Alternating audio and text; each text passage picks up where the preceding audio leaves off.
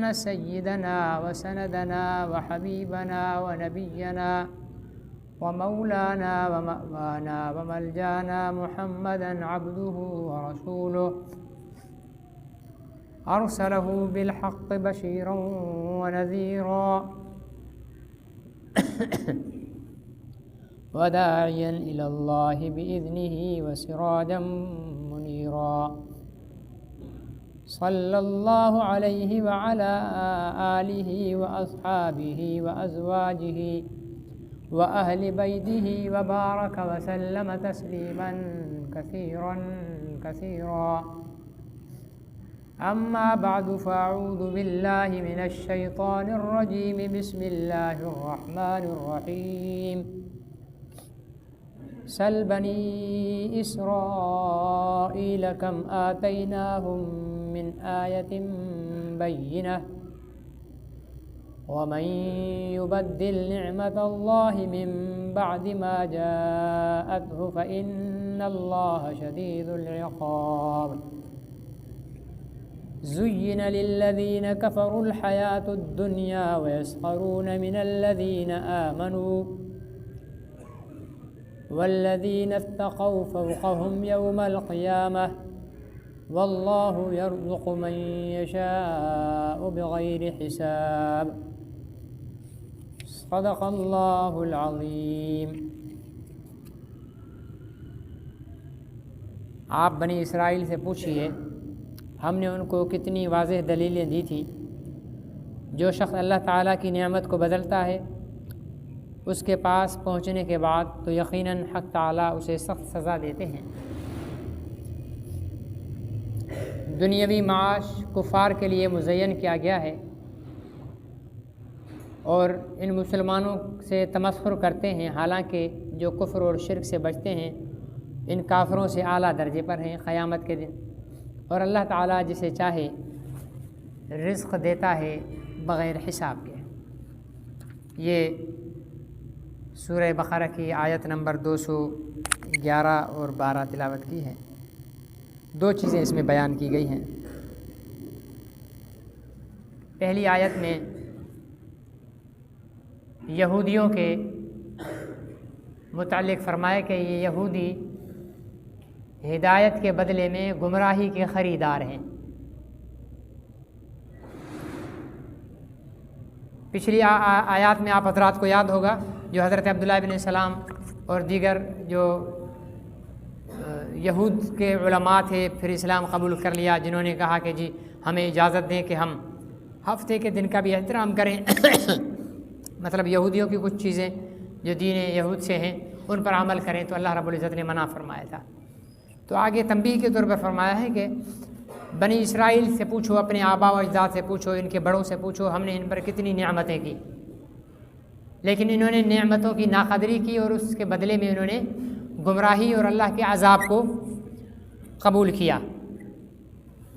پہلی نعمت تو ان پر یہ ہوئی کہ ان پر کتاب نازل کی گئی، انہوں نے اس کا انکار کیا تو اللہ رب العزت نے طور پہاڑ کو ان کے اوپر کر دیا کہ مانتے ہو یا پہاڑ کو تمہارے اوپر گرایا جائے. یہ پھر فرمائے کہ انہوں نے خود وہ حضرت موسیٰ علیہ السلام کے ساتھ گئے طور پہاڑ پر اور اللہ تعالیٰ کی ہم کلام ہونا انہوں نے سنا، اللہ کی باتوں کو سنا، تو پھر اس میں اللہ کی باتیں سنی تو پھر اس میں جو ہے وہ شبہات پیدا کرنا شروع کر دیے. حالانکہ اپنے کانوں سے سنی حق بات، پھر شبہات پیدا کرنا شروع کر دیے. تو نتیجہ کیا نکلا کہ اللہ تعالیٰ نے بجلی کی کڑک سے انہیں ہلاک کر دیا. حالانکہ یہ اللہ کی نعمت تھی، وہ سعادت تھی کہ اللہ کی بات کو انہوں نے اپنے کانوں سے سنا، لیکن یہ بدبختی تھی کہ سننے کے باوجود پھر اس میں شبہات پیدا کر دیے. تو نتیجہ کیا نکلا کہ ان پر بجلی کا عذاب آیا اور یہ ہلاک ہو گئے. اسی طرح سمندر سے اللہ تعالیٰ نے ان کو راستے دیے، سمندر سے اللہ تعالیٰ نے ان کو راستے دیے، فرعون سے نجات. تو ہونا یہ چاہیے تھا کہ اللہ تعالیٰ کا شکر ادا کرتے اور اللہ کے پیغمبر حضرت موسیٰ علیہ السلام کے لائے ہوئے دین پر منعن عمل کرتے. لیکن نتیجہ کیا نکلا کہ بچھڑے کی پوجا کرنا شروع کر دی. جب بچڑے کی پوجا کرنا شروع کر دی تو اللہ رب العزت نے اس کے بدلے میں انہیں عذاب دیا۔ پھر جب ان کو من و سلوہ، یہ تو ہر آدمی جانتا ہے کہ بنی اسرائیل کو من و سلوہ دیا گیا، یہ نہ ان کے کپڑے میلے ہوتے تھے، بس جو کپڑے پہنے ہیں پہنے ہوئے، بچے سے لے کر بڑے تک جس طرح انسان کی کھال بڑھ رہی ہے ان کے لباس بڑھتے تھے، کھانا پینا ان کو من و سلوہ ملتا تھا، انہوں نے اس کی بھی ناشکری کی۔ چاہیے یہ تھا کہ اللہ کا شکر ادا کرتے تو اللہ تعالیٰ اور ان کو اپنی نعمتوں سے نوازتے، لیکن نہیں کیا۔ انہوں نے کہا ہم تو لہسن کھانا چاہتے ہیں، پیاز کھانا چاہتے ہیں، وغیرہ وغیرہ کھانا چاہتے ہیں، تو اللہ تعالیٰ نے ان کو اپنی نعمتیں واپس لے لی۔ تو انعام ملنے کے بعد، اللہ تعالیٰ کا انعام ملنے کے بعد اس انعام کی ناشکری کرنا، اس کا نتیجہ یہ ہوتا ہے کہ اللہ تعالیٰ وہ نعمت بھی واپس لے لیتے ہیں، بدلے میں اسے سزا دیتے ہیں، بدلے میں اسے سزا دیتے ہیں۔ اس لیے جب انعام ملے، اللہ کی طرف سے کوئی نعمت ہو تو فوراً اس کا شکر ادا کرنا چاہیے۔ ویسے اگر انسان دیکھے تو ایسی ہزاروں نعمتیں ہیں جو انسان کے 5-6 فٹ کے جسم کے اندر اللہ تعالیٰ نے رکھی ہوئی ہیں۔ آنکھ اللہ کی نعمت ہے، دنیا میں کوئی کیمرہ ایجاد نہیں ہوا جو آنکھ سے زیادہ پکسل کو کیچ کر سکے، آنکھ سے زیادہ صفائی دکھا سکے، اللہ تعالیٰ نے دیا ہوا 552 پتہ نہیں 542 میگا پکسل آنکھ کا کیمرہ ہے اللہ تعالیٰ نے جو لگایا ہوا ہے، ٹھیک ہے نا جی، اور پوری دنیا کو وہ ان آنکھوں سے دیکھ رہا۔ اب ان آنکھوں کا شکر کیا ہے؟ ان آنکھوں کا شکر یہ ہے کہ ان آنکھوں کو اللہ کی مرضی کے مطابق استعمال کیا جائے۔ اللہ کے شکر میں بھی یہ آنکھیں رونی چاہیے اور اللہ کے عذاب کے خوف میں بھی یہ آنکھیں رونی چاہیے۔ اور پھر اس دنیا میں جو اللہ کے خوف سے آنکھیں روتی ہیں، اس دنیا میں وہ آنسو اللہ کے ہاں اتنا قیمتی ہے کہ فرمائے کہ خوف خدا سے نکلا ہوا آنسو سوئی کے ناکے پر اس آنسو کو لگا کر جہنم کی طرف اچھال دیا جائے تو جہنم کی آگ ٹھنڈی ہو جائے گی۔ اتنا خوف خدا میں بہے ہوئے آنسو کی طاقت ہے۔ لیکن یہاں ورنہ مرنے کے بعد احادیث میں آتا ہے کہ جہنمی اتنا روئیں گے کہ ان کے پانی، پیپ، خون اتنی تعداد میں جمع ہو جائے گا کہ اس کے اوپر کشتیاں چلائی جا سکتی ہیں، لیکن وہاں وہ آنسو جہنم کی آگ کو بھڑکانے کا ذریعہ ہوگا۔ اس لیے یہاں پر آنسو بہا لیا جائے، اپنے گناہوں کا استحضار کر لیا جائے، میں نے یہ گناہ کیا، میں نے یہ گناہ کیا، میں نے یہ گناہ کیا، مجھے اللہ نے یہ نعمت دی، یہ نعمت دی، یہ نعمت دی، میں کتنا کمینہ انسان ہوں کہ اللہ کی نعمتوں کو نظر انداز کرتے ہوئے اللہ رب العزت کی بغاوت اور سرکشی پر اتر آیا ہوں۔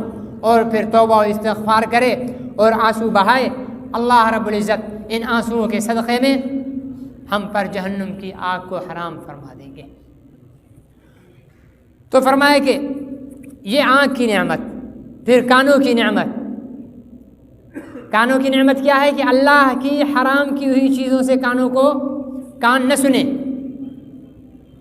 آج کل تو ماشاءاللہ ہر جگہ موسیقی، اور اب تو ایسا طبقہ پیدا ہو گیا ہے جو کہتا ہے کہ موسیقی روح کی غذا ہے۔ موسیقی روح کی غذا نہیں ہے، موسیقی روح کی سزا ہے۔ موسیقی روح کی کیا ہے؟ سزا ہے۔ روح کی غذا اللہ کا کلام ہے، روح کی غذا اللہ کا ذکر ہے۔ جیسے شراب ہے نا، تھوڑی دیر کے لیے سرور دیتا ہے نشے میں، لیکن اس کے سائیڈ ایفیکٹ ہوتے ہیں، گردے ختم ہو رہے ہوتے ہیں، لمس میں تکلیف ہو جاتی ہے، اور پتہ نہیں کتنی بیماریاں۔ اسی طرح موسیقی تھوڑی دیر کے لیے سرور ملے گا، لیکن اس کے سائیڈ ایفیکٹ ہوں گے، آپ کے دل کو سیاہ کرے گا، آپ سے نیکیوں کی توفیق چھین لے گا، آپ پر توبہ کے دروازے بند کر دے گا، لیکن کچھ دور کے لیے۔ لیکن قرآن یہ مستقل انسان کی زندگی کے سکون کا ذریعہ ہے۔ جب ہم قرآن پاک کو پڑھیں گے اور اس پر عمل کریں گے تو یہ ہماری زندگیوں کے لیے مستقل روح کی غذا بن جائے گا۔ یہ صرف ایک انسان کے جسم کا حصہ ہے جس کی ہم قیمت چاہیں بھی تو ادا، ویسے تو ہر چیز اللہ تعالیٰ نے پیدا، لیکن دل ایسی چیز ہے کہ ماں کے پیٹ میں ابھی بچہ ہے، دل دھڑکنا شروع ہو جاتا ہے، اور 90 سال 100 سال جتنی عمر ہے بغیر کسی ایک لمحے کی رکاوٹ کے دل دھڑکتا رہتا ہے۔ یہ ایک دھڑکن اتنی قیمتی ہے کہ کسی آدمی کو کہا جائے کہ آپ کو 1 کروڑ روپیہ دیتے ہیں، آپ کی 2 دھڑکنوں کو پوسٹ بونڈ کر دیتے، روک دیتے ہیں، ہم کوئی تیار نہیں ہوگا۔ دل کی دھڑکن کا رکنے کا مطلب کیا ہے؟ موت۔ اور کتنے لیٹر خون کو پمپ کر کے وہ نکالتی ہے۔ انسان کے جسم میں جو نسیں ہیں وہ کئی کلومیٹر طویل ہیں اور انسان کے اندر سمائی ہوئی ہیں۔ انسان کے جسم کے ایک حصہ اس کا حرکت کرنا، پوچھئے ذرا ان کو جو گھٹنوں کے مریض ہیں، آنکھوں کی قیمت پوچھئے انہیں جن کی بینائی کمزور ہے، کانوں کی سماعت کی قدر پوچھئے ان سے جو سننے سے محروم ہیں، ناک کے سونگھنے کی قوت شامہ، اس کی قیمت پوچھئے ان سے جو کہتے ہیں کہ مولوی صاحب ہمیں کسی قسم کا احساس نہیں ہوتا خوشبو ہے یا بدبو ہے۔ ذائقے کی قیمت ان سے پوچھئے جن کو اللہ تعالیٰ نے یہ نعمت چھین لی ہے، مرچی ان کی زبان پر رکھ دو تب بھی انہیں کوئی ذائقہ نہیں ہوتا، شہد ان کے زبان پر رکھ دو تب بھی انہیں کوئی ذائقہ محسوس نہیں ہوتا۔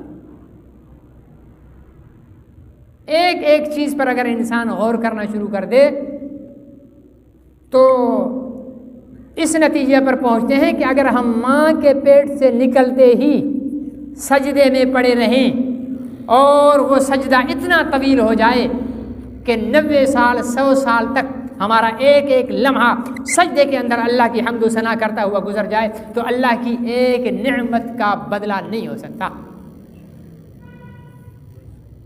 ایک نعمت کا بدلہ ہم نہیں چکا سکتے، اتنے اللہ تعالیٰ کے احسانات ہیں۔ یہود کے اندر یہی چیز تھی، جو سابقہ امتوں کے واقعات اللہ رب العزت نے بیان کیے اس سے ہمیں عبرت حاصل کرنی چاہیے کہ ان کی تباہی کا ذریعہ کیا تھا۔ انہیں دریاؤں سے راستے دیے گئے، ان کے لیے من و سلوہ نازل کیا گیا، انہیں اللہ نے اپنی آواز سنائی، اتنی بڑی نعمتیں حاصل ہونے کے باوجود انہوں نے ناشکری کی تو بجلی کی کڑک سے مارے گئے، بت پرستی کے اندر ہلاک کیے گئے، شکلیں تبدیل کر کے انہیں ہلاک کیا گیا، ان کے کھانے کے اندر کھانے کا عذاب ڈال دیا گیا، تھوڑی دیر کھانا رکھتے تھے سڑ جاتا تھا، ختم ہو جاتا تھا۔ تو اگر ہم آج اللہ تعالیٰ کی ان نعمتوں کا شکر ادا کریں گے، اور ان تمام نعمتوں کا شکر کا بہترین طریقہ پتہ ہے کیا ہے؟ شکر ادا کرنا چاہتے ہیں بھائی اللہ کی نعمتوں کا؟ سب چاہتے ہیں نا؟ آسان ہے، نماز۔ یہ اللہ یہ جسم کی جتنی بھی نعمتیں اللہ نے عطا فرمائی ہیں نا، ان تمام نعمتوں کا شکر ہے نماز۔ ان اعضاء کے ساتھ ہاتھ باندھ کر کھڑے ہو جانا، پھر رکوع میں چلے جانا، پھر سجدہ ریز ہو جانا، یہ ان تمام اللہ کی نعمتوں کا شکر ہے۔ لیکن ویسی نماز نہیں جو ہم پڑھ رہے ہوتے ہیں۔ حضور علیہ الصلوۃ والسلام نے فرمایا تو نماز اس طرح پڑھ گویا تو اللہ کو دیکھ رہا ہے۔ اگر اس قدر تو استحضار نہیں کر سکتا تو کم از کم اتنا تو اپنی نماز کا معیار بنا لے کہ تیرے ذہن میں یہ ہو کہ اللہ مجھے دیکھ رہا ہے۔ اور یاد رکھیے طلبہ اس وقت بڑے انہماک سے کام کر رہے ہوتے جب انہیں معلوم ہو کہ استاد ہمیں دیکھ رہا ہے، ٹھیک ہے نا؟ جب پتہ استاد ہمیں دیکھ رہے ہیں تو بڑی انہماک سے کتاب کا مطالعہ کر رہے ہوں گے، امی ابو دیکھ رہے ہیں تو بڑے انہماک سے مطالعہ کر رہے ہوں گے، جہاں دیکھا استاد ادھر ادھر ہو گیا تو کھیلنا شروع کر دیں گے۔ استاد کا دیکھنا ظاہری ہے، اللہ کا دیکھنا ظاہری بھی ہے باطنی بھی ہے۔ ہم بے شک یوں کر کے کھڑے ہوئے ہیں اور یوں کندھے جھکا کر کھڑے ہوئے ہیں، دنیا والے یہ سمجھ رہے ہوں گے کہ تو بڑی خشوع و خضوع کے ساتھ نماز پڑھ رہا ہے، لیکن اس نماز کے اندر جو ہمارا ذہن کبھی ادھر جا رہا ہے، کبھی ادھر جا رہا ہے، کبھی کاروبار کی طرف جا رہا ہے، کبھی کہیں جا رہا ہے، ہم بھٹک رہے ہیں نماز میں کھڑے ہوئے، جسم ہمارا کھڑا ہوا ہے لیکن ہماری توجہات اس طرف نہیں ہے، تو اللہ ان توجہات کو بھی دیکھتے ہیں کہ بدبخت تو ہاتھ باندھ کر تو میرے سامنے کھڑا ہوا ہے، تیری توجہ کہاں ہے؟ اور اس کی ظاہری علامات ہوتی ہیں انتہائی معذرت کے ساتھ. باقی مسجدوں کا تو مجھے پتہ نہیں ہے، یہاں کی مسجد کا ماحول جو میں نے دیکھا ہے وہ یہ ہے کہ جناب 4 آدمی صف کے اس کنارے پر کھڑے ہیں، 4 آدمی صف کے اس کنارے پر کھڑے ہیں، 2 بیچ میں کھڑے ہوئے ہیں، 2 پھر ادھر بیچ میں کھڑے ہوئے ہیں. صف کی ایسی کی تیسی کی ہوئی ہوتی ہے اور یہ سمجھ رہے ہوتے ہیں کہ ہماری نماز ہو گئی بہت اعلیٰ. اس نماز کے لیے حضور علیہ السلام نے فرمایا کہ کالے کپڑے میں لپیٹ کر منہ پہ مار دی جائے گی، جس کا صف بندی کا اہتمام نہیں ہے، جس کے کھڑے ہونے کی تمیز نہیں ہے. اور صرف جاہل نہیں، اچھے خاصے دیندار لوگوں کو میں نے دیکھا ہے، باشرہ لوگوں کو دیکھا ہے، صرف صف کا کنارہ اس لیے پکڑیں گے کہ سلام پھیر کر بھاگنے میں آسانی ہوگی. بھاگ کر جاؤ گے کہاں؟ باہر بھی تو سنت ہی پڑھو گے نا، یا باہر کچھ اور کرنا ہے؟ وہ سنت یہاں پر پڑھ لو. حضور علیہ الصلوۃ والسلام نے فرمایا کہ مومن اور منافق کی مثال فرمائی، کتنی خوبصورت مثال دی. فرمایا کہ مومن مسجد کے اندر ایسے ہے جیسے پانی کے اندر مچھلی. پانی میں مچھلی بے چین ہوتی ہے، پرسکون ہوتی ہے، پرسکون ہوتی ہے. کتنا ہم احادیث تو یہ کھول کر ہم اپنے آپ کو دیکھ لیں، ہمارے اندر باہر جانے کی بے چینی ابل رہی ہے تو احادیث کی روشنی میں ہم کیا ہیں، ہم خود فیصلہ کر لیں، کسی کے فتوے کی ضرورت ہے. اور فرمائے کہ منافق مسجد کے اندر ایسے ہے جیسے پنجرے کے اندر پرندہ، جنگلی پرندہ پکڑ کر پنجرے میں ڈال دو نا، یوں منہ مارے گا، یوں منہ مارے گا. ٹھیک ہے نا جی، ہم وہ جنگلی پرندے بن چکے ہیں مسجد کے اندر کہ کوئی اس کونے پہ کھڑا ہے، کوئی اس کونے پر کھڑا ہے، کوئی تمیز نہیں ہے. مسجد صرف صف سے نکلنے کے لیے نمازی کے آگے سے جا رہے ہیں. حضور علیہ السلام نے فرمایا ایک نمازی کے آگے سے گزرنے کا گناہ اتنا ہے، اگر تمہیں پتہ چل جائے 40 سال تک تم کھڑے رہو گے اس کے آگے سے گزرو گے نہیں. ہم نے دیکھا، دیکھ رہے ہیں بس منہ ایسے کر کے نکل جائیں گے، بس تو نے منہ ایسے کر دیا تو نمازی کے آگے سے گزرنا نہیں ہوا. ہمارے اندر کیا ہے، آئیں گے دیر سے، جب مسجد میں آئیں گے وضو کر لیا تو اب دوڑ رہے ہیں، میراتھن ریس چل رہی ہے مسجد میں صف میں پہنچنے کے لیے. بھائی کس نے کہا تمہیں اللہ سے چھین کر نماز پڑھو گے؟ اچھا وہاں سے دوڑتے ہوئے آئے، امام نے رکوع سے اٹھ گئے نا، اب کھڑے ہوئے، اب مجالے کے نیت باندھ لے یہ شخص. بھائی کیوں نہیں باندھ رہے ہو؟ یہ رکعت تو نکل گئی. تو رکعتیں پڑھنے کے لیے آیا یہاں پر یا نماز پڑھنے کے لیے آیا؟ اگر رکعتیں پڑھنے کے لیے آیا تو کھڑا رہے، اگر نماز پڑھنے کے لیے آیا تو نماز تو جاری ہے، نیت باندھ اور شامل ہو جا. یہی وجہ ہے. فرمایا نا کہ ان الصلاۃ تنہی عن الفحشاء والمنکر، نماز بے حیائی اور برائی سے روکتی ہے. ہم نماز بھی پڑھ رہے ہیں، بے حیائی بھی کر رہے ہیں، نماز بھی پڑھ رہے ہیں، برائی بھی کر رہے ہیں، نماز بھی پڑھ رہے ہیں، جھوٹ بھی بول رہے ہیں، نماز بھی پڑھ رہے ہیں، زنا بھی کر رہے ہیں، نماز بھی پڑھ رہے ہیں، دھوکہ بھی دے رہے ہیں، نماز بھی پڑھ رہے ہیں، تمام برائیاں بھی کر رہے ہیں. یہ نماز ہمیں کیوں نہیں بچا رہی برائی سے؟ اس لیے کہ ہماری نماز ہے ہی نہیں. جو نماز کا معیار ہے وہ قوت والی نماز، وہ استحضار والی نماز، وہ نماز ہمارے اندر ہے ہی نہیں. اس لیے ہماری نماز بے اثر ہو گئی.